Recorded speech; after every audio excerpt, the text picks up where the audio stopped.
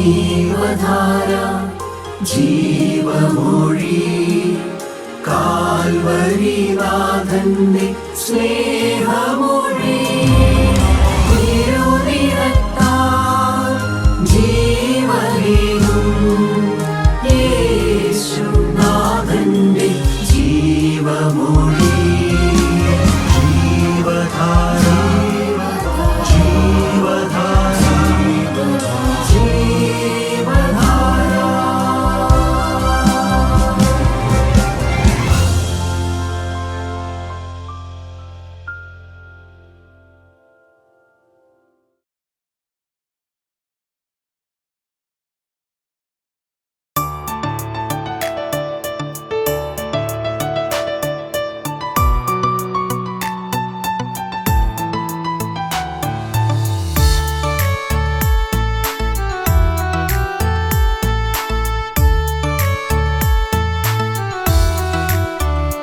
നിന്റെ സാന്നിധ്യം എന്നോട് കൂടിയിരിക്കണം.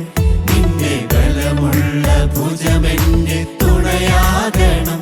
നിന്റെ വചനമെൻ പാദങ്ങൾക്കു ദീപമാകണം. നിന്റെ ശുദ്ധാത്മാവെന്റെ മേലധികാരം ചെയ്യണം. നിന്റെ സാന്നിധ്യം എന്നോട് കൂടിയിരിക്കണം. നിന്റെ ബലമുള്ള ഭുജമെന്റെ തുണയാകണം. നിന്റെ വചനമെൻ പാദങ്ങൾക്കു ദീപമാകണം. നിന്റെ ശുദ്ധാത്മാവെന്റെ മേലധികാരം ചെയ്യണം.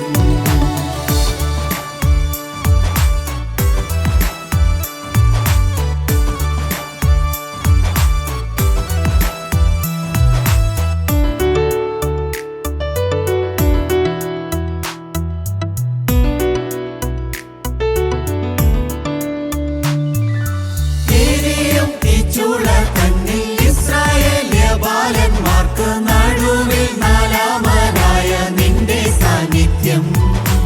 എരിയും തീച്ചൂള തന്നിൽ ഇസ്രായേല്യ ബാലന്മാർക്ക് നടുവിൽ നാലാമനായ നിന്റെ സാന്നിധ്യം. ഉൾപ്പെടെപ്പെരിഞ്ഞിടാതെരിയും തീയിൽ മോശ കണ്ട ഞാനാകുന്നവൻ ഞാനാകുന്നെന്നൊരാളത്തും. ഉൾപ്പെടെപ്പെരിഞ്ഞിടാതെരിയും തീയിൽ മോശ കണ്ട ഞാനാകുന്നവൻ ഞാനാകുന്നെന്നൊരാളത്തും. നിന്റെ സാന്നിധ്യം എന്നോട് കൂടിയിരിക്കണം. നിന്റെ ബലമുള്ള ഭുജമെന്റെ തുണയാകണം. നിന്റെ വചനമെൻ പാദങ്ങൾക്കു ദീപമാകണം. നിന്റെ ശുദ്ധാത്മാവെന്റെ മേലധികാരം ചെയ്യണം. യേശുക്രിസ്തുവിൻ്റെ പരിശുദ്ധമായ നാമം മുഹത്വപ്പെടുമാറാകട്ടെ. ഇന്നും നമുക്ക് ജീവനുള്ള കർത്താവ് നല്ലൊരവസരം തന്നിരിക്കുകയാണ്. ഞാൻ ഈ തിരുവചനം ഇങ്ങനെ ധ്യാനിക്കുമ്പോൾ എൻ്റെ ഹൃദയത്തിലൂടെ ഈ നാളുകൾ കടന്നു വന്ന ചില വേദപുസ്തകത്തിലെ ചില ധ്യാന ചിന്തകൾ നിങ്ങളുമായിട്ടൊന്ന് പങ്കുവയ്ക്കാൻ ഞാൻ ആഗ്രഹിക്കുകയാണ്. അത് നിങ്ങൾക്കെല്ലാവർക്കും അറിയാവുന്നത് തന്നെയാണ്. ആ വേദപുസ്തകം വായിക്കുമ്പോൾ നമുക്കറിയാം, ഒരു ദേവാലയത്തിൽ ഒരു കൈ വരണ്ട മനുഷ്യനുണ്ടായിരുന്നു. ഒരു ദേവാലയത്തിൽ ഒരു കൂനിയായ സ്ത്രീ ഉണ്ടായിരുന്നു. ഒരു ദേശത്ത് 6000 ഭൂതമുള്ള ഒരു മനുഷ്യനുണ്ടായിരുന്നു. ഇവരാരും യേശുവിനോട് ചോദിച്ചിട്ടല്ല കർത്താവ് അവരെ സൗഖ്യമാക്കിയത്. ആരും അപേക്ഷിച്ചിട്ടല്ല, ആരും അവർക്ക് വേണ്ടി അപേക്ഷിച്ചിട്ടുമല്ല കർത്താവ് അവരെ സൗഖ്യമാക്കിയത്. യേശു ഉള്ളിടത്ത് വരുമ്പോൾ സൗഖ്യമുണ്ട്. യേശു ഉള്ളിടത്ത് നാം വരുമ്പോൾ നാം ചോദിക്കാതെ തന്നെ നമുക്ക് സൗഖ്യമുണ്ടാകുന്നു. നമുക്ക് ആന്തരികമായ മാറ്റങ്ങൾ വരുന്നു. നമ്മുടെ അകത്ത് നിന്ന് ഭൂതങ്ങൾ ഇറങ്ങി മാറുന്നു. എല്ലാം ഞാൻ ചോദിച്ചിട്ടല്ല നടക്കുന്നത്. അല്ലാതെ തന്നെ നമുക്കിതെല്ലാം കർത്താവിൽ നിന്ന് അനുഭവമായി തീരുകയാണ് ചെയ്യുന്നത്. വിശ്വാസത്തോടെ നാം ഇരിക്കുക എന്നുള്ളത് മാത്രമേ ഉള്ളൂ നമുക്ക് ചെയ്യേണ്ടതായിട്ടുള്ളൂ.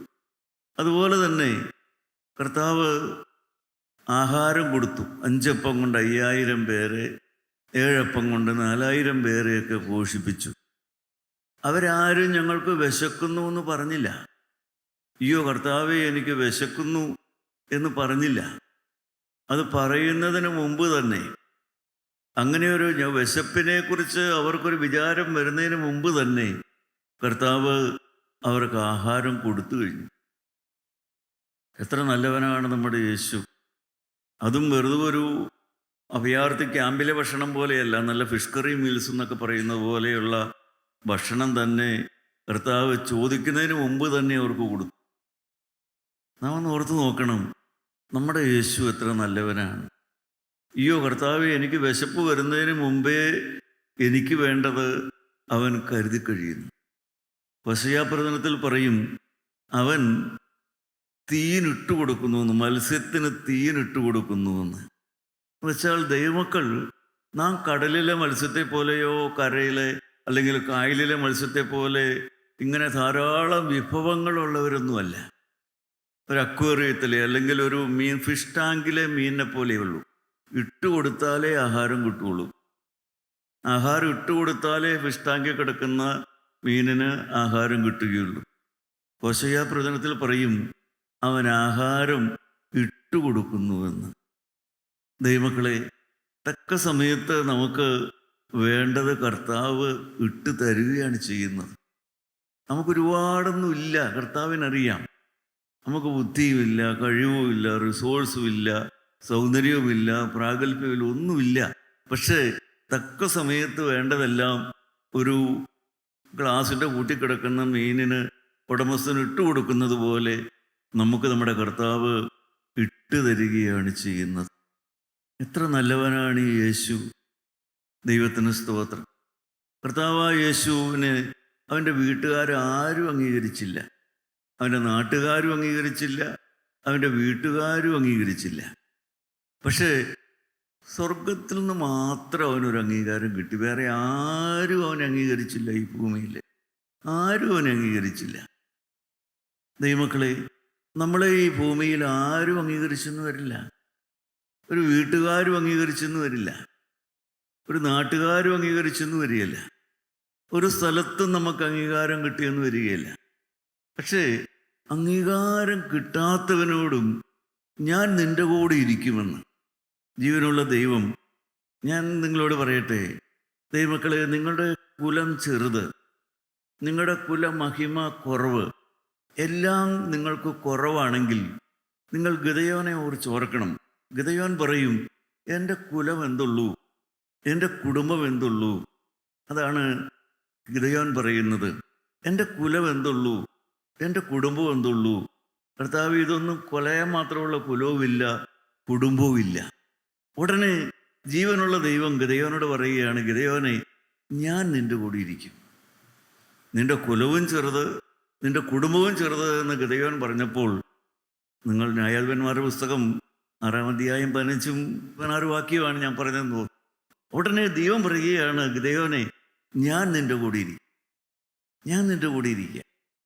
ദൈവമക്കളെ, എത്ര നല്ലവനാണ് ഈ ദൈവം, എത്ര നല്ലവനാണ് യേശു. കർത്താവേ, എൻ്റെ കുലം ചെറുത്, എൻ്റെ ബുദ്ധി കുറവ്, എനിക്ക് കഴിവ് കുറവ്, എനിക്ക് സാമർഥ്യം കുറവ് എന്ന് പറയുമ്പോൾ ഒട്ടനെ ദൈവം പറയുന്ന മറുപടി എന്താ?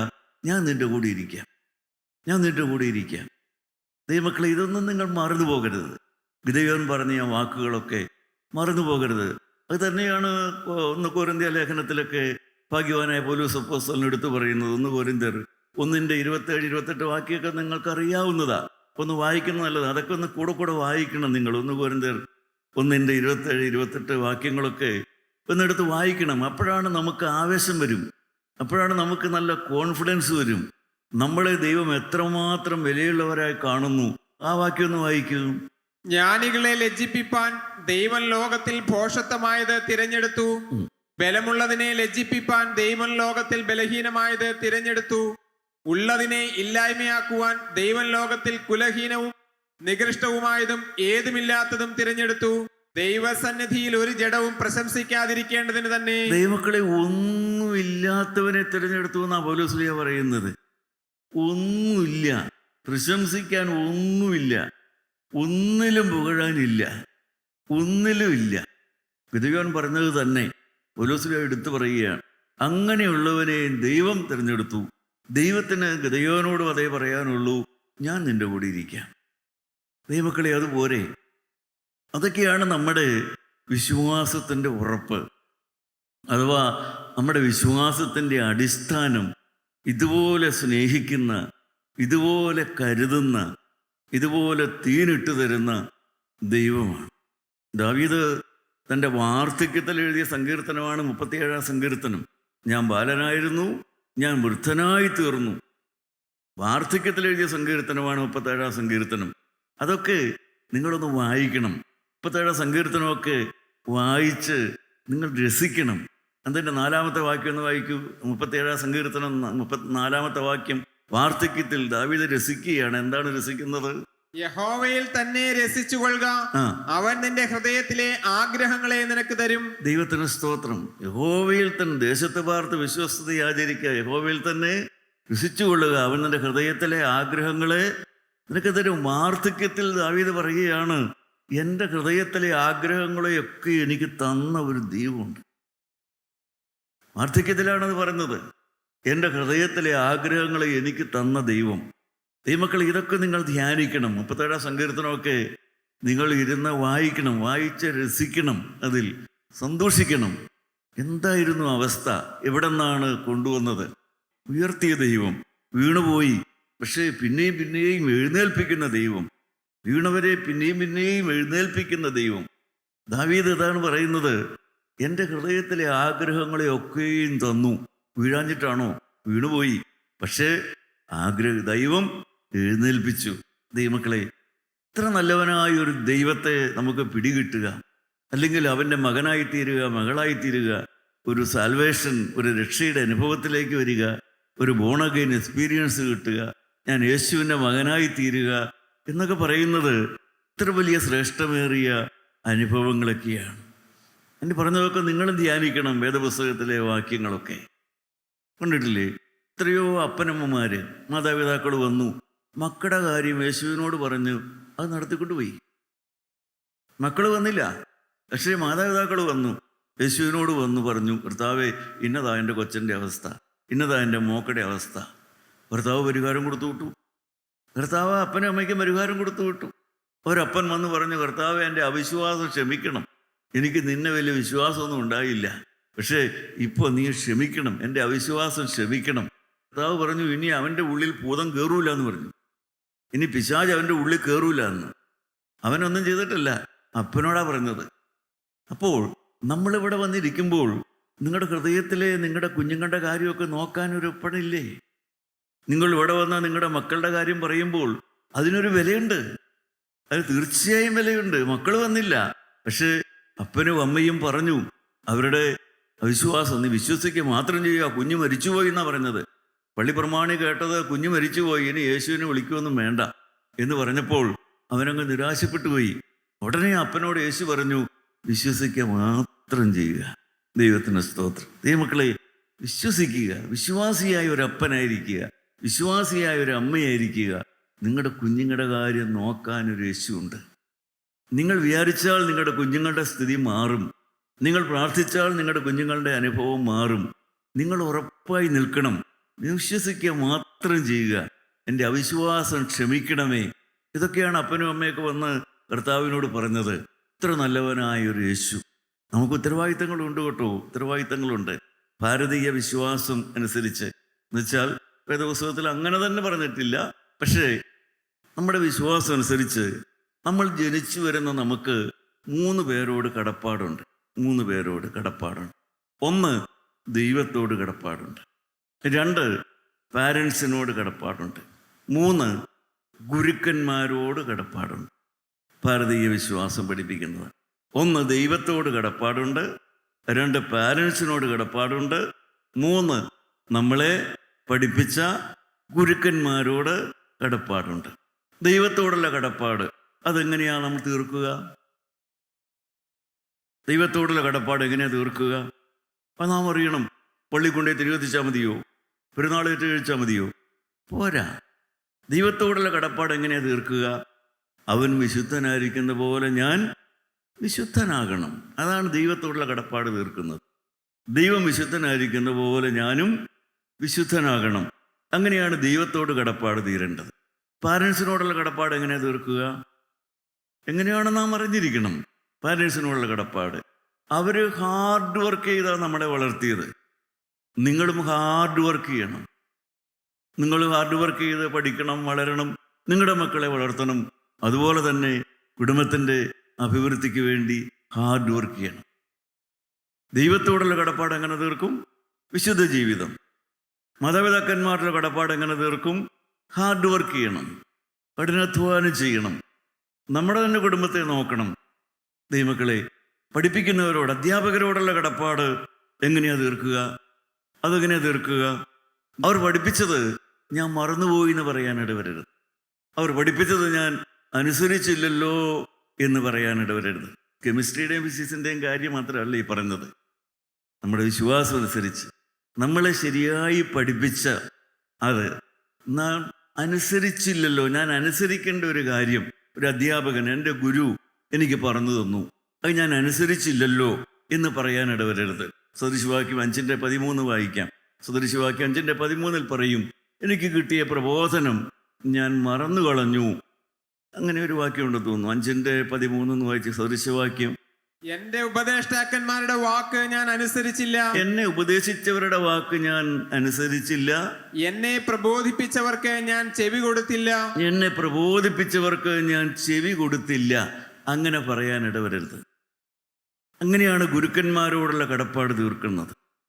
അവരെന്നെ ഉപദേശിച്ചത് ഞാൻ ചെവി കൊടുത്തില്ല, കേട്ടില്ല എന്ന് പറയാനിട വരരുത്. അതനുസരിക്കുന്നവരായിരിക്കണം. അവിടെ തന്നെ സദൃശവാക്യത്തിൽ പിന്നെ പറയും, 5:13 പറയും, അത് വേറൊരു വലിയൊരു സന്ദർഭമാണത്. 5:15 വായിച്ച്. നിന്റെ സ്വന്തം ജലാശയത്തിലെ തണ്ണീരും സ്വന്തം കിണറ്റിൽ നിന്ന് ഒഴുകുന്ന വെള്ളവും കുടിക്ക. നിന്റെ ഉറവുകൾ വെളിയിലേക്കും നിന്റെ നീരൊഴുക്കുകൾ വീതിയിലേക്കും ഒഴുകിപ്പോകണമോ? ദൈവത്തിന് സ്തോത്രം. പലസ്തീൻ നാട്ടിൽ നമുക്കറിയാം നമ്മുടെയൊക്കെ എല്ലാ വീടുകളിലും ഓരോ കാറുണ്ട്, അല്ലെങ്കിൽ സ്കൂട്ടറുണ്ട്. കുട്ടനാടൻ പ്രദേശത്തേക്ക് ചെന്നാൽ എല്ലാ വീടുകളിലും ഒരു യമഹ എഞ്ചിൻ പിടിപ്പിച്ച ബോട്ടോ അല്ലെങ്കിൽ ഒരു വഞ്ചിയൊക്കെ കാണും. പലസ്തീൻ നാടുകളിൽ ഏറ്റവും വലിയ ലക്ഷറി ആയിരുന്നു സ്വന്തമായിട്ടൊരു ഉറവ്, ഒരു കിണറുണ്ട് എന്ന് പറയുന്നത്. വെള്ളമില്ലാത്ത നാടാണ്. അവിടുത്തെ ഏറ്റവും വലിയ ലക്ഷറിയാണ് സ്വന്തമായൊരു കിണറുണ്ട്, ഒരു ഉറവുണ്ട് എന്ന് പറയുന്നത്. അതുപോലെ തന്നെ ഒരു വിധത്തിൽ പറഞ്ഞാൽ ദൈവം ആഗ്രഹിക്കുന്നതും ദൈവം ഇച്ഛിക്കുന്നതുമായൊരു കാര്യമാണ് ദമ്പതിമാരോരും എല്ലാവരും അവരവരുടെ ഭർത്താവിനും ഭാര്യയും സന്തോഷമായി ജീവിക്കുന്നവരായിരിക്കണം. ഭാര്യ ഭർത്താക്കന്മാർ സംതൃപ്തിയോടെ ജീവിക്കുന്നവരായിരിക്കണം. ഇതാണ് ഇവിടെ ശലോമോൻ പറയുന്നത്. അവിടെ എനിക്ക് തെറ്റുപറ്റിയെന്ന് പറയാനിട വരരുത്, അവിശ്വസ്തത വന്നു എന്ന് പറയാനിട വരരുത്. ദമ്പതിമാർ അവരുടെ ദാമ്പത്യം തൃപ്തിയോടെ കഴിയുന്നവരായിരിക്കണം. ദൈവമക്കളെ, ഇതെല്ലാം നമുക്ക് പ്രയാസമുള്ള ഉപദേശങ്ങളാണോ? ഒരിക്കലുമല്ല. വേദപുസ്തകം നമ്മളെ ഏറ്റവും ലളിതമായതും നമുക്കെല്ലാം സന്തോഷം തരുന്നതുമായ കാര്യങ്ങളാണ് വേദപുസ്തകം നമ്മളെ പഠിപ്പിക്കുന്നത്.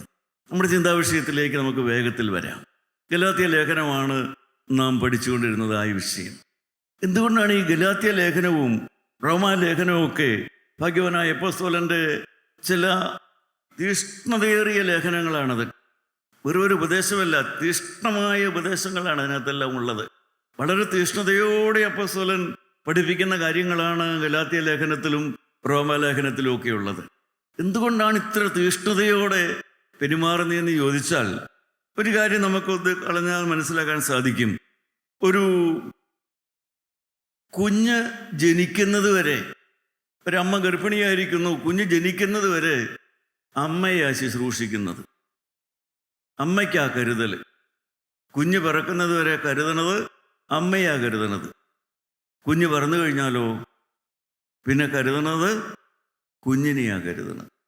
പിന്നെ കരുതൽ കുഞ്ഞിനാ പ്രത്യേകം കരുതൽ എന്ന് പറഞ്ഞ പോലെ നാം വീണ്ടും ജനനം പ്രാപിക്കുന്നത് വരെ സഭ അല്ലെങ്കിൽ അങ്ങനെയുള്ള ആ പുറമേയുള്ള ആത്മീയത്തിൻ്റെ പുറമേയുള്ള കാര്യങ്ങളൊക്കെയാണ് പ്രത്യേക കാര്യങ്ങൾ. സഭ, പള്ളി, അങ്ങനെയുള്ള കാര്യങ്ങളൊക്കെ. പക്ഷേ once you are born again, ഒരിക്കൽ നാം വീണ്ടും ജനിച്ചു കഴിഞ്ഞാൽ പിന്നെ ആ ജനിച്ച കുഞ്ഞിനെയാണ് വളർത്തുന്നത്. പിന്നെ ആ ജനിച്ച കുഞ്ഞിന് വേണ്ടിയാണ് പ്രത്യേകം കരുതുന്നത്. ഞാൻ പറഞ്ഞ ഉദാഹരണം നിങ്ങൾക്ക് മനസ്സിലാവില്ലേ? കുഞ്ഞിന് വേണ്ടിയാണ് കരുതുന്നത്.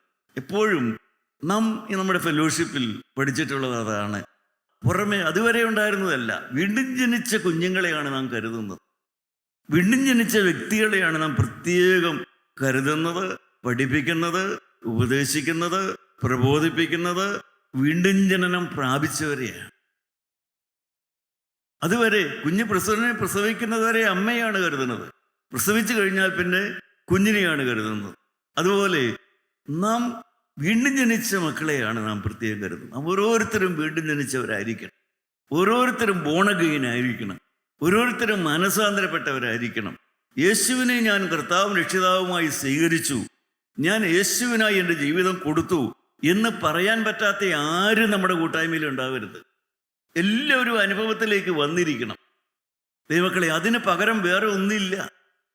ഞാൻ ഇന്നയാൾ എനിക്ക് വേണ്ടി പ്രാർത്ഥിച്ചു, ഇന്നയാൾ എനിക്ക് വേണ്ടി പ്രാർത്ഥിച്ചു, കാര്യം നടത്തി തന്നു. ഞാൻ എൻ്റെ വീണ്ടും ജനനത്തിന് പകരമല്ല ഒരാൾ എനിക്ക് വേണ്ടി പ്രാർത്ഥിക്കുന്നത്.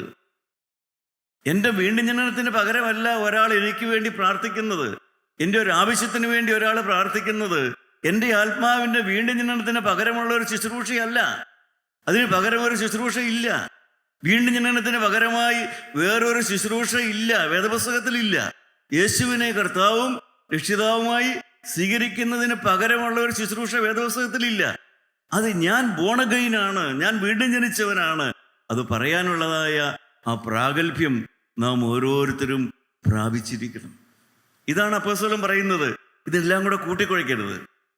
വീണ്ടും ജനന അനുഭവവും പിന്നെ ഇതുവരെ ഉണ്ടായിരുന്ന പാരമ്പര്യവും അതേ മാമൂലുകളും ഇതെല്ലാം കൂടെ കൂട്ടിക്കുഴഞ്ഞുള്ളതായ ഒരാത്മീയം ഒരിക്കലും നന്നാവില്ല. ദൈവത്തിന് സ്തോത്രം. ബോൺ അഗെയിൻ എക്സ്പീരിയൻസ്, ഒരു വീണ്ടും ജനന അനുഭവം എന്ന് പറയുന്നത് അതെൻ്റെ സ്വന്തമാണ്, അതെൻ്റെ സ്വത്താണ്. ആ സ്വത്തിൽ കൈവച്ചിട്ടുള്ള ഒരു പരിപാടിയില്ല. അതെൻ്റെ ആത്മീയ സ്വത്താണ്, അതെൻ്റെ ആത്മീയ സമ്പത്താണ് വീണ്ടും ജനനം എന്ന് പറയുന്നത്. അതെൻ്റെ ആത്മീയ സ്വത്തും സമ്പത്തുമാണ്. അതിൽ ഒരു കാരണവശാലും മാറ്റം വരില്ല. ആ സ്വത്തില്ലാതെ വരില്ല. അതാണ് വാസ്തവത്തിൽ നാം അനുഭവമാക്കിയെടുക്കേണ്ടത്. അതുകൊണ്ടാണ് അപ്പോസ്തലൻ പറയുന്നത്, തീഷ്ണതയോടെയുള്ള ലേഖനങ്ങൾ, ഗലാത്യ ലേഖനവും റോമാ ലേഖനവും ഒക്കെ ഇത്ര തീഷ്ണതയോടെ അപ്പോസ്തലൻ വായിക്കുന്നത് കാരണം ഇതാണ്. ജനിച്ച കുഞ്ഞിനെ കരുതണം. അമ്മയെ പിന്നെ നോക്കിയിട്ട് പിന്നെ അമ്മയല്ല കരുതുന്നത്, ജനിച്ച കുഞ്ഞിനെയാണ് കരുതുന്നത്. പിന്നെ ജനിച്ച കുഞ്ഞിന് വേണ്ടി പ്രത്യേകം കരുതിയാൽ മാത്രമേ കുഞ്ഞിൻ്റെ കാര്യം നടക്കുകയുള്ളൂ. എന്ന് പറഞ്ഞ പോലെയാണ് വീണ്ടും ജനനം പ്രാപിച്ചവരെയാണ് നാം ലക്ഷ്യം വെച്ച് വളർത്തിക്കൊണ്ടുവരുന്നത്. അതുകൊണ്ടാണ് സഭ മാറണ്ട, സഭ ഏതെങ്കിലുമൊക്കെ ആകട്ടെ, നിങ്ങൾ ജനിച്ചു വളർന്ന സഭയിൽ നിങ്ങൾ നിൽക്കൂ. നിങ്ങൾ ഏത് പള്ളിയിലാണോ പോണത്, നിങ്ങൾ ആ പള്ളിയിൽ പോകൂ, അതിനോടൊക്കെ ചേർന്ന് നിൽക്കൂ, അതിനൊരു കുഴപ്പമില്ല. പക്ഷേ നിങ്ങളുടെ വീണ്ടും ജനന അനുഭവത്തിന് വ്യത്യാസം വരാൻ പാടില്ല. അത് മറ്റൊന്നുമായിട്ട് കൂടിക്കുഴയ്ക്കാൻ പാടില്ല. അതിന് പകരം മറ്റൊന്നില്ല, അതിന് പകരം ഒരു കൂട്ടായ്മയില്ല. വീണ്ടും ജനനത്തിന് പകരം ഒരു കൂട്ടായ്മയില്ല, ഒരു സഭയും ഇല്ല. വീണ്ടും ജനനം എന്ന് പറയുന്നത് ഞാനും എൻ്റെ യേശുവുമായുള്ള ബന്ധമാണത്. അതൊരു ദൃഢബന്ധമാണ്. അതിന് പകരം മറ്റൊന്നില്ല. ദൈവത്തിന് സ്തോത്രം. ദൈവമക്കളെ, അത് നാം ഒരിക്കലും മറന്നു പോകരുത്.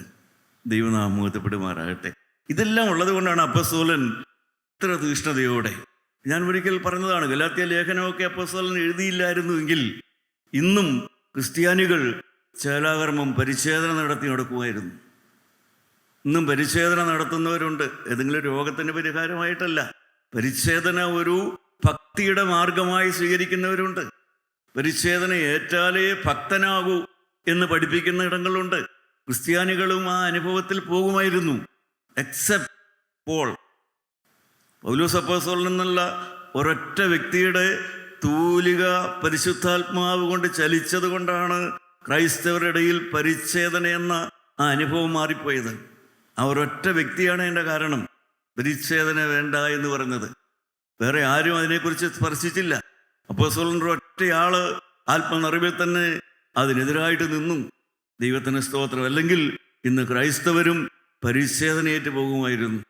അതുപോലെ തന്നെ അപ്പോസ്തലൻ അല്ലെങ്കിൽ നക്ഷത്രം നോക്കി, നാള് നോക്കി, നിലാവ് നോക്കി എല്ലാം പെരുന്നാളുകളൊക്കെ ആഘോഷിച്ച് ക്രൈസ്തവരും നടക്കുമായിരുന്നു. എക്സെപ്റ്റ് പൗലോസ് എന്ന ഒറ്റയൊരാൾ നിന്നതുകൊണ്ടാണ് അതെല്ലാം മാറിയിട്ട് എല്ലാത്തിനും ഒരു വ്യവസ്ഥയുണ്ടായത്. അതുകൊണ്ടാണ് പൗലോസ് അപ്പോസ്തലന്റെ ആ തൂലികയിലൂടെ പരിശുദ്ധാത്മാവിൻ്റെ ചലനം, പരിശുദ്ധാത്മാവിൻ്റെ ശക്തിയേറിയ വാള് പോലെ പരിശുദ്ധാത്മാവ് പ്രവർത്തിച്ചത് കൊണ്ടാണ് എല്ലാത്തിനും ഒരു വ്യവസ്ഥയുണ്ടായി. അവിടെ ഒരു യഥാർത്ഥമായ ക്രൈസ്തവ മർമ്മം. പൗലോസ്ലീഹായുടെ വാക്ക് ഇത്ര കർശനമായ വാക്കുകളൊക്കെ ഇല്ലായിരുന്നുവെങ്കിൽ ഇന്നും പള്ളിയും പഴുനീളെ കുരിശു കൃഷിയും പണ്ണാരക്കുറ്റിയൊക്കെ ആയിട്ട് ക്രിസ്ത്യാനികളെങ്ങ് നടക്കുമായിരുന്നു. ദൈവമക്കളെ, അതൊക്കെ ഈ കുരിശു കൃഷിയും പണ്ണാര കൃഷിയും യഥാർത്ഥത്തിൽ ഹൃദയത്തിലാണ് ദൈവം.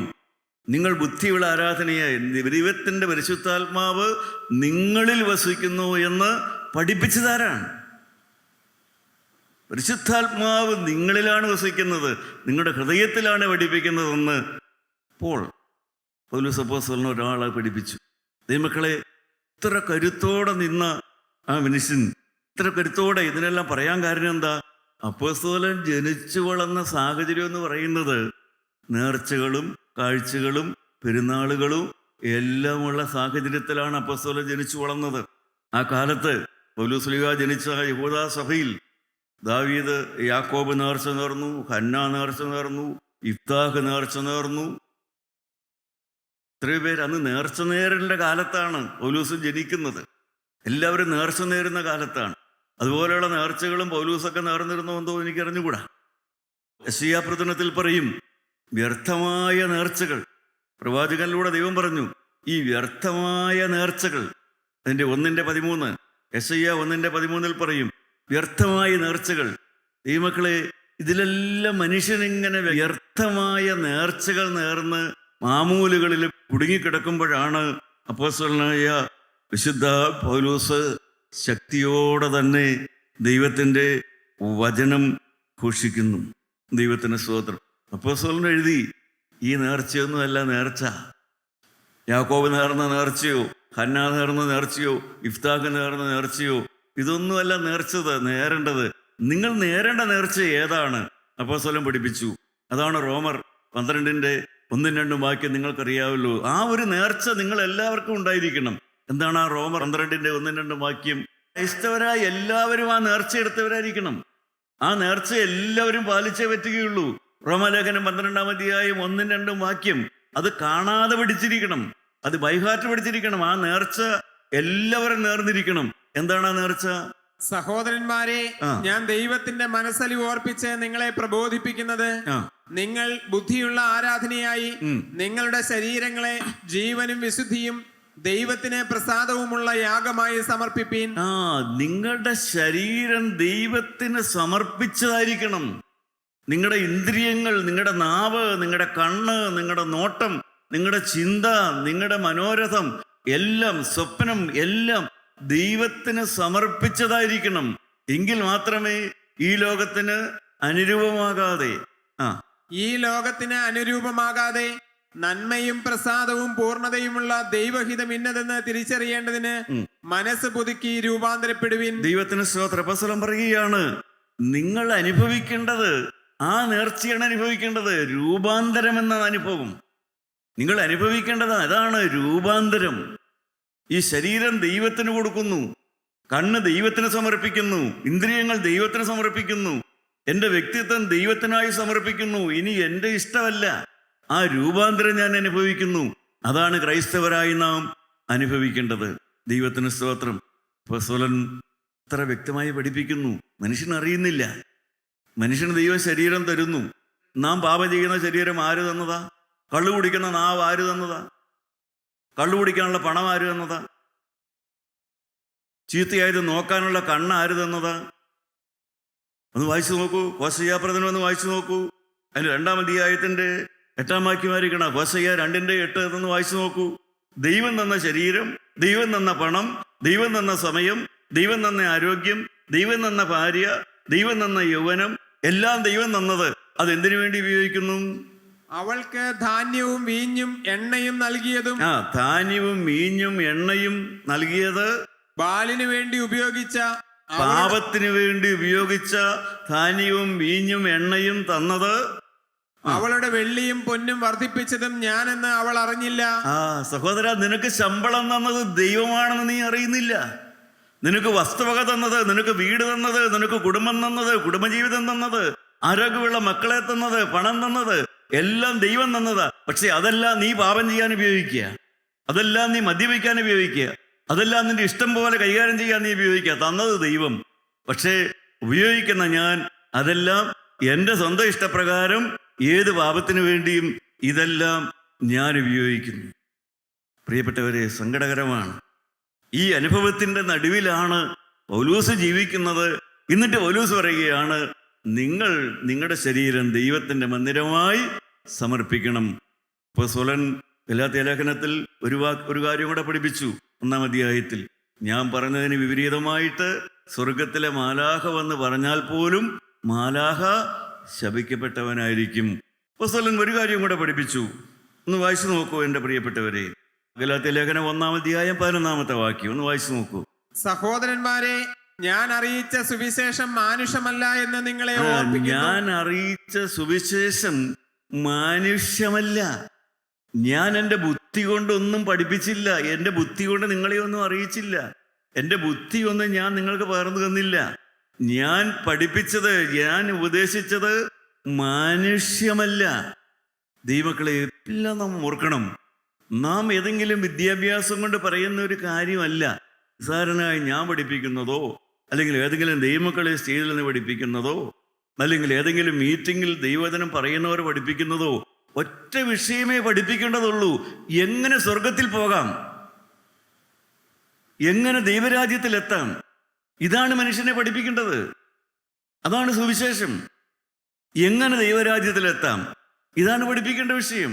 ഈ വിഷയം പഠിപ്പിക്കാതെ ബാക്കി ഏത് പഠിപ്പിച്ചാലും പ്രയോജനമില്ല. മനുഷ്യന് എങ്ങനെ ദൈവരാജ്യത്തിലെത്താം, ഇത് മനുഷ്യനെ പഠിപ്പിക്കണം. ഇതാണ് കർത്താവ് ഏൽപ്പിച്ച ശുശ്രൂഷ. അത് മനുഷ്യനെ അറിയില്ല. മനുഷ്യൻ തൻ്റെ കഴിവ് കൊണ്ടോ വഴിപാട് നേർന്നാലോ ഒക്കെ പോകാമെന്ന കരുതുന്നത്. അതിന് പകരം എങ്ങനെ ദൈവരാജ്യത്തിലെത്താം, ആ കാര്യം മനുഷ്യനെ പഠിപ്പിക്കണം. അത് വ്യക്തമായി പറഞ്ഞു കൊടുക്കണം. മനുഷ്യൻ എത്തിപ്പറ്റാൻ കഴിയുന്ന സ്ഥലമാണ് സ്വർഗം. ഒരു മനുഷ്യന് നരകത്തിൽ പോകേണ്ട കാര്യമില്ല.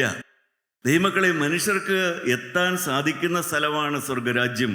നമുക്ക് എല്ലാവർക്കും സ്വർഗത്തിൽ പോകാം, ആരും നരകത്തിൽ പോകേണ്ട കാര്യമില്ല. പക്ഷേ അതിനുള്ള വഴി മനുഷ്യന് മനസ്സിലാക്കി കൊടുക്കണം. അതാണ് വാസ്തവത്തിൽ ഇവിടെ വരുമ്പോൾ നിങ്ങൾക്ക് മനസ്സിലാക്കി കിട്ടുന്നത്. സ്വർഗത്തിൽ പോകാനുള്ള വഴി അതാണ്. ഞാൻ സുവിശേഷം മാനുഷ്യമല്ല. മനുഷ്യൻ്റെ വൃത്തി കൊണ്ടോ പെരുന്നാൾ കൊണ്ടോ വഴിപാട് കൊണ്ടോ പോകാൻ പറ്റുകയില്ല. ഞാൻ പറയുന്ന വചനം കേട്ടാൽ നിങ്ങൾക്ക് സ്വർഗത്തിൽ പോകാമെന്നാണ് പൗലോസ് അപ്പോസ്തലൻ പഠിപ്പിച്ചത്. പൗലോസ് പറയുന്ന വചനം കേട്ടാൽ നിങ്ങൾക്ക് സ്വർഗത്തിൽ പോകാം. അതിന് പകരം നിങ്ങളുടെ പള്ളിയിലെ പെരുന്നാളും കഴിച്ചുകൊണ്ടിരുന്നാൽ നിങ്ങൾ പോവില്ല. ഇതാണ് പൗലോസിലെ പഠിപ്പിച്ചത്. ഞാൻ ഉപദേശിച്ചത് മാനുഷ്യമല്ല, ഞാൻ ഉപദേശിച്ചത് സ്വർഗത്തിൽ പോകാനുള്ള വഴിയാണ്. പ്രിയപ്പെട്ടവരെ, മറ്റൊന്നും പറയാനില്ല. അതുകൊണ്ട് ഞാൻ തികഞ്ഞവനായോ? ഇല്ല. ഞാൻ യേശുവിനെ ഞാൻ അനുഭവിക്കുന്നു എന്നുള്ളത് എൻ്റെ ഹൃദയത്തിൽ അറിയുന്ന സത്യമാണ്. പക്ഷെ അതുകൊണ്ട് ഞാൻ തികഞ്ഞവനാണോ? അല്ല. എനിക്ക് എന്തെല്ലാം ദാരിദ്ര്യങ്ങളാണ്. എനിക്ക് ദാരിദ്ര്യമില്ലേ? ദാരിദ്ര്യമുണ്ട്. പണത്തിൻ്റെ ദാരിദ്ര്യമല്ല ഞാൻ പറയുന്നത്. കൃപയാൽ പെൻഷനൊക്കെ കിട്ടുന്നുണ്ട്. പക്ഷേ സ്നേഹത്തിൻ്റെ ദാരിദ്ര്യം, അറിവിൻ്റെ ദാരിദ്ര്യം, എൻ്റെ ഹൃദയത്തിലുള്ളത് നിങ്ങൾക്ക് പകർന്നു തരാൻ കഴിയില്ല. അഥവാ ഞാൻ സുവിശേഷം പറഞ്ഞാലും എന്നേക്കാൾ നിറവുള്ളവർ പറയുന്നത് പോലെ പറയാനുള്ള ആ വ്യക്തിത്വത്തിൻ്റെ നിറവ് എനിക്കില്ല. ആത്മനിറവ് എനിക്ക് കുറവുണ്ട്. അല്പനിറവിൻ്റെ കുറവെനിക്കുണ്ട്. ആ ദാരിദ്ര്യം ഞാൻ അറിയുന്നു. പരിശുദ്ധാത്മ നിറവിൻ്റെ ആ കുറവിൻ്റെ ദാരിദ്ര്യം ഞാൻ അറിയുന്നു. അതെൻ്റെ വലിയൊരു ദാരിദ്ര്യമാണ്. ആ കുറവ് ഞാൻ അറിയുന്നു. കർത്താവേ, എനിക്ക് ആ കുറവുണ്ട്. അത് പരിഹരിച്ചു തരാൻ യേശുക്രിസ്തുവിന് മാത്രമേ കഴിയുള്ളൂ. ദൈവമക്കളെ, ഇതാ വിത്ത് ഗുണമുള്ളൊരു വ്യക്തിത്വം. ഇതെല്ലാം വാസ്തവത്തിൽ രക്ഷിക്കപ്പെടുക എന്നൊക്കെ പറയുന്നത് ഒരു നിസ്സാര കാര്യമല്ല. ഒരു സുവിശേഷകനാകുക എന്നൊക്കെ പറയുന്നത് അത്ര ലാഘവമായൊരു വിഷയമല്ല. ഒരു സുവിശേഷകന്റെ നാവിൻ്റെ പ്രത്യേകത, വേദപുസ്തകത്തിലുള്ളത് നിങ്ങൾ പഠിച്ചാൽ നിങ്ങൾക്ക് ആ നാവില്ല എന്ന് വചനം പറയുന്നവർക്കറിയാം നിങ്ങൾക്ക് ആ നാവ് കിട്ടിയിട്ടില്ല എന്ന്. എനിക്കത് കിട്ടിയിട്ടില്ല എന്ന് ബോധ്യമുള്ളത് കൊണ്ടാണ് ഞാൻ പറയുന്നത്. സുവിശേഷം പറയുന്ന നാവ്, അതിൻ്റെ ഗുണവിശേഷങ്ങൾ നിങ്ങൾ വേദപുസ്തകത്തിലുണ്ടെങ്കിൽ ഒന്ന് കുറിച്ചെടുത്തോ, പെട്ടെന്നൊന്ന് കുറിച്ചെടുത്തോ. ഞാൻ വേഗത്തിൽ വായിക്കാം. സദൃശവാക്യം 10-ാം അധ്യായത്തിൻ്റെ 11-ാമത്തെ വാക്യം ഒന്ന് വായിക്കൂ. ഒരു സുവിശേഷകന്റെ നാവ് നിങ്ങൾക്കുണ്ടെങ്കിൽ ദൈവമക്കളെ, സുവിശേഷം സ്റ്റേജിൽ തന്നെ പറയണമെന്നില്ല, നിങ്ങളുടെ വീട്ടിൽ പറയാം. നമ്മുടെ ലേഡീസ് മീറ്റിങ്ങിൽ ഒരു മുദ്രാവാക്യമുണ്ട്, be a missionary and mother of a missionary. നമ്മുടെ പെൺകുട്ടികളെ പഠിപ്പിക്കുന്ന ഒരു മുദ്രാവാക്യമാണ്. ഒരു വീട്ടിലെ മിഷണറി ആവുക, അമ്മയാകുമ്പോൾ, കുഞ്ഞുണ്ടാകുമ്പോൾ ആ കുഞ്ഞിനെ ഒരു മിഷണറി ആക്കുക. B a missionary and mother of a missionary. ദൈവത്തിന് സ്തോത്രം. ഒരു സുവിശേഷകന്റെ നാവിന്റെ പ്രത്യേകത, രക്ഷിക്കപ്പെട്ടവന്റെ നാവെന്ന് പറഞ്ഞാൽ അത് വലിയൊരു സവിശേഷതയുണ്ട്. എന്താണ് അതിന്റെ സവിശേഷത? 11-ാമത്തെ വാക്യം വായിക്കൂ. നീതിമാന്റെ വായ് ജീവന്റെ ഉറവാകുന്നു. നീതിമാന്റെ വായ് ജീവന്റെ ഉറവാണ്. അതിന്റെ നാവിലൂടെ ജീവൻ തുടിക്കും. രക്ഷിക്കപ്പെട്ടവന്റെ നാവിലൂടെ, സുവിശേഷം പറയുന്നവന്റെ നാവിലൂടെ വചനം കേട്ടാൽ ജീവൻ തുടിക്കും. അതിന്റെ 20-ാമത്തെ വാക്യം. നീതിമാന്റെ നാവ് മേത്തരമായ വെള്ളി. നീതിമാന്റെ നാവ് മേൽത്തരമായ വെള്ളി. 21-ാമത്തെ വാക്യം. നീതിമാന്റെ അധരങ്ങൾ പലരെയും പോഷിപ്പിക്കും. നീതിമാന്റെ അധരം പലരെയും പോഷിപ്പിക്കും, ആഹാരം കൊടുക്കും, വളർത്തും. രക്ഷിക്കപ്പെട്ടവന്റെ നാവ്. ദൈവമക്കളെ, വലിയ സുവിശേഷമൊന്നല്ല, വീട്ടിൽ തന്നെ അമ്മയാണെങ്കിൽ, രക്ഷിക്കപ്പെട്ട ഒരു അമ്മയാണെങ്കിൽ, രക്ഷിക്കപ്പെട്ട ഒരു വല്യമ്മയാണെങ്കിൽ, രക്ഷിക്കപ്പെട്ട ഒരു ആ വീട്ടിലെ മുത്തശ്ശിയാണെങ്കിൽ, അവളുടെ നാവിന് ആ പ്രത്യേകതയുണ്ട്. അത് പോഷിപ്പിക്കും, അത് പരിപാലിക്കും, അത് മേൽത്തരമായ വെള്ളി പോലെ. അതിന് 31-ാമത്തെ വാക്യം. നീതിമാന്റെ വായ ജ്ഞാനം മുളപ്പിക്കുന്നു. നീതിമാന്റെ വായ ജ്ഞാനം മുളപ്പിക്കുന്നു. പരിശുദ്ധാത്മാവിന്റെ നിറവ് നിങ്ങൾക്കുണ്ടെങ്കിൽ നിങ്ങളുടെ വായിൽ നിന്ന് സുവിശേഷം കേൾക്കുന്നവരുടെ ഉള്ളിൽ ദൈവിക ജ്ഞാനം മുളയ്ക്കും. കൂടുതൽ പ്രാർത്ഥിക്കാനുള്ള ആഗ്രഹം അവർക്കുണ്ടാകും, വചനം വായിക്കാൻ ആഗ്രഹമുണ്ടാകും, യേശുവിനെ പോലെ ആകാനുള്ള ആഗ്രഹമുണ്ടാകും. നീതിമാന്റെ നാവ് ജ്ഞാനം മുളപ്പിക്കും. ജ്ഞാനം അവിടെ ഇല്ല, പക്ഷേ മുളയ്ക്കും. അവിടെ മുളയ്ക്കും. അതുവരെ ഇല്ലാത്തടത്ത് ആത്മീയം മുളയ്ക്കും. ദൈവമക്കളെ, ഇത് അവരവരെ ഉണ്ടാക്കണം. കാരണം നീതിമാൻ വീണാലും, 7 പ്രാവശ്യം വീണാലും അവൻ എഴുന്നേക്കും. നീതിമാൻ വീണവൻ 7 പ്രാവശ്യം വീണാലും അവൻ എഴുന്നേൽക്കും. സദൃശവാക്യം 24-ാം അധ്യായത്തിൽ പറയും, 7 പ്രാവശ്യം വീണാലും അവൻ എഴുന്നേൽക്കും.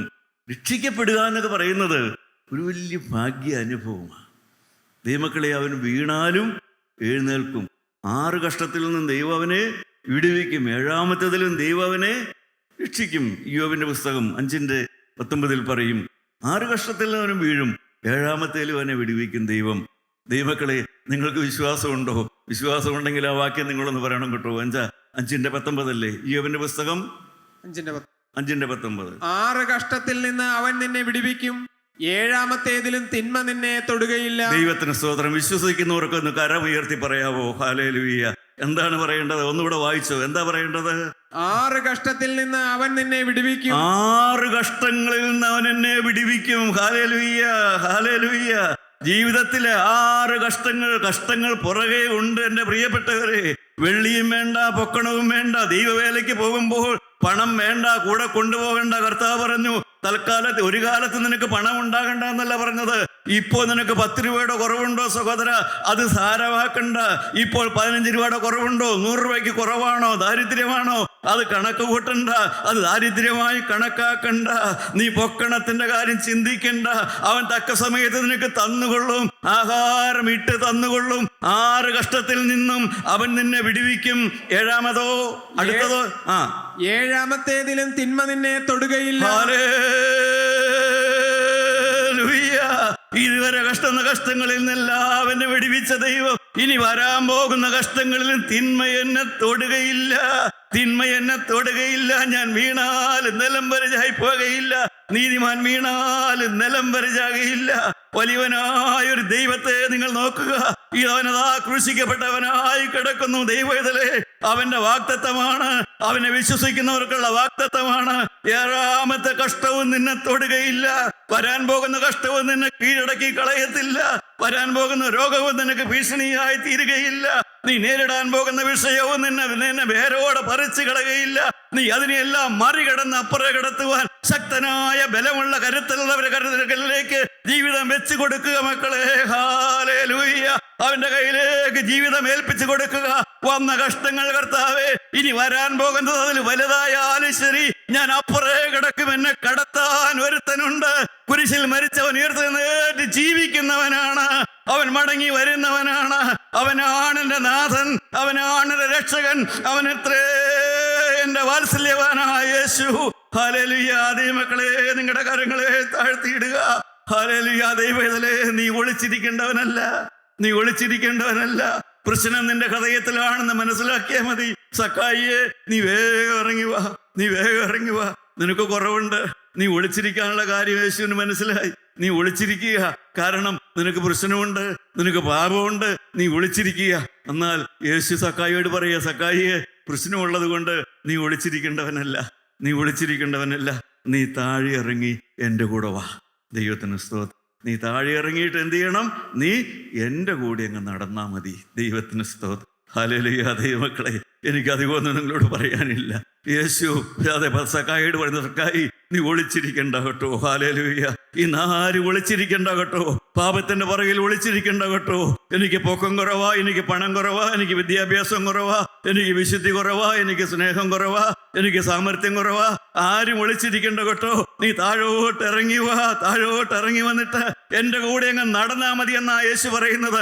യേശുവിൻ്റെ കൂടെ അങ്ങ് നടന്നാ മതി. യേശു വേറെ എങ്ങോട്ടുമല്ല പോണത്. യേശു നിന്റെ വീട്ടിലേക്കാണ് പോണത്. യേശു നിന്റെ വീട്ടിലേക്കാണ് വരുന്നത്. യേശു നിന്റെ വീട്ടിലേക്കാണ് പോണത്. സക്കായിക്ക് മനസ്സിലായി, കുഴപ്പം എൻ്റെ ഹൃദയത്തിലാണെന്ന് മനസ്സിലായി. സക്കായിയുടെ കുഴപ്പം സക്കായിയുടെ ഹൃദയത്തിലാണെന്ന് മനസ്സിലായപ്പോൾ സക്കായിക്ക് നല്ല ധൈര്യമായി. സക്കായിക്ക് അബ്രഹാമിനെ പോലെ സക്കായി വിശ്വാസിയായി നല്ല ധൈര്യമായി യേശുവിൻ്റെ കൂടെ നടക്കാനുള്ള ധൈര്യം സക്കായിക്ക് കിട്ടി. എൻ്റെ പ്രിയപ്പെട്ടവരെ, ആ ധൈര്യമാണെന്ന് നിങ്ങൾക്ക് വേണ്ടത്.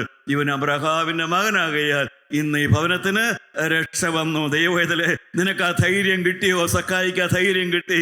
യേശുവിൻ്റെ കൂടെ നടക്കാനുള്ള ധൈര്യം കിട്ടി. ഹല്ലേലൂയ. അവൻ ഒളിച്ചിരിക്കുകയായിരുന്നു. ഹല്ലേലൂയ. ദൈവമക്കളെ, ആരും വിളിച്ചിരിക്കണ്ട, എല്ലാവരും താഴോട്ട് ഇറങ്ങുക. മകനെ, നീ താഴോട്ട് ഇറങ്ങുക. നിന്റെ പാപത്തെ ഓർത്ത് ഭയപ്പെട്ട് വിളിച്ചിരിക്കുകയല്ല, നീ മദ്യപിച്ചതോർത്ത് ഭയപ്പെട്ട് വിളിച്ചിരിക്കുകയല്ല, നിനക്ക് അരുതാത്ത വന്നുപോയെന്ന് ഓർത്ത് ഭയപ്പെട്ട് വിളിച്ചിരിക്കുകയല്ല, ഭാര്യയെ മർദ്ദിച്ചു പോയെന്ന് ഓർത്ത് തൊഴിൽപ്പെട്ട് വിളിച്ചിരിക്കുകയല്ല, ഭാര്യയും ഭർത്താവും കൂടെ പിണങ്ങിക്കടന്നു പോയെന്ന് ഓർത്ത് ഭയപ്പെട്ട് വിളിച്ചിരിക്കുകയല്ല. ഇന്ന് ഒരു സ്റ്റെപ്പ് മുമ്പോട്ട് പോകുക. ഹല്ലേലൂയ. ദൈവവേദലേ, നീ ഒരു സ്റ്റെപ്പ് മുമ്പോട്ട്, ദൈവത്തോട് മുമ്പോട്ട് പോകുക. ദൈവം നിന്നോട് കൂടെ സക്കായി ഒരു കാലെടുത്ത് വെച്ചാൽ യേശു അടുത്ത കാല് വെച്ചു കഴിഞ്ഞു. ഹല്ലേലൂയ. ദൈവവേദലേ, നീ അവന്റെ കൂടെ മുന്നോട്ട് പോകുക. അത് മാത്രമേ നമുക്ക് ആവശ്യമുള്ളൂ. പ്രിയപ്പെട്ടവരെ, ഇത്ര നല്ലവനായ ഒരു യേശു, അബ്രഹാം ദൈവത്തെ വിശ്വസിച്ചു, അതവന് നീതിയായി കണക്കിട്ടു. സക്കായി ദൈവത്തെ വിശ്വസിച്ചു. ദൈവമക്കളെ, അവന്റെ പാപം ക്ഷമിച്ചു. എനിക്ക് നിങ്ങളെ ഓർപ്പിക്കാനുള്ളത് ഇതേ ഉള്ളൂ. നിങ്ങളുടെ പാപം ക്ഷമിക്കുന്ന ഒരു യേശുവുണ്ട്. നിങ്ങളെ മുന്നോട്ട് നടത്തുന്ന ഒരു യേശുവുണ്ട്. 6 കഷ്ടത്തിൽ വീണു, ഇനി 7ാമത്തെ കഷ്ടം വരുമ്പോഴും ഞാൻ വീഴുകയില്ല. ഉറപ്പായിട്ടൊരു ദൈവം നിന്റെ കൂടെയുണ്ട്. ആ ഉറപ്പായിട്ടൊരു ദൈവം നിന്റെ കൂടെയുണ്ട്. ദൈവത്തിലെ അവൻ നിന്നെ വിടുവിക്കാൻ ശക്തനാണ്. അവന്റെ ജീവിതം കൈമാറുക, ജീവിതം അവന് കൊടുക്കുക. കൈ കൊടുക്കുന്നവർ, ജീവിതം കൈമാറുന്നവർ, ഇന്ന് വരെ തീരുമാനമെടുത്തിട്ടില്ലാത്തവർ ഇപ്പോൾ തീരുമാനമെടുക്കുക. ഇതുവരെ തീരുമാനിക്കാത്തത് ഇപ്പോൾ നിങ്ങൾ തീരുമാനിക്കുക.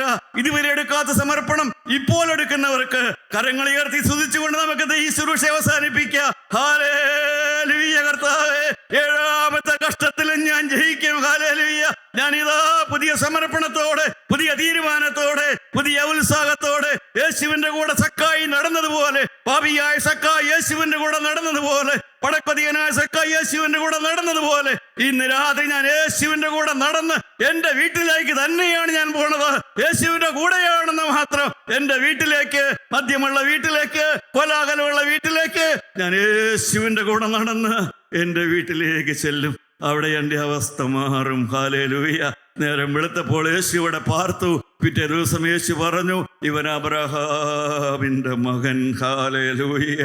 ദൈവ പൈതലേ, നീ ഇവിടെ എഴുന്നേൽക്കുമ്പോൾ നീ അബ്രഹാമിന്റെ മകനായിട്ടാണ് എഴുന്നേൽക്കാൻ പോണത്. അബ്രഹാമിന്റെ മകനായിട്ടാണ് നാളെ നേരം വിളിക്കുമ്പോൾ നീ അബ്രഹാമിന്റെ മകനായിട്ട് വീറോടെ, വീര്യത്തോടെയാണ് എഴുന്നേൽക്കാൻ പോണത്. ശക്തനായ ഒരുത്തൻ നിന്റെ കരത്തിൽ പിടിച്ചിട്ടുണ്ട്. നവരങ്ങളെ താഴ്ത്തിയിടുക. നല്ല ദൈവമേ, തന്ന സമയത്തിനായി സ്തോത്രം. തുടർന്ന് ഞങ്ങളോട് സംസാരിക്കണമേ, ഞങ്ങളോട് ഇടപെടണമേ, ഞങ്ങളെ കഴുകി വെടിപ്പാക്കി അയക്കണമേ. യേശു മൂലം പ്രാർത്ഥിക്കുന്നു. കൃപയോടെ ഉത്തരം തരുമാറാകണമേ.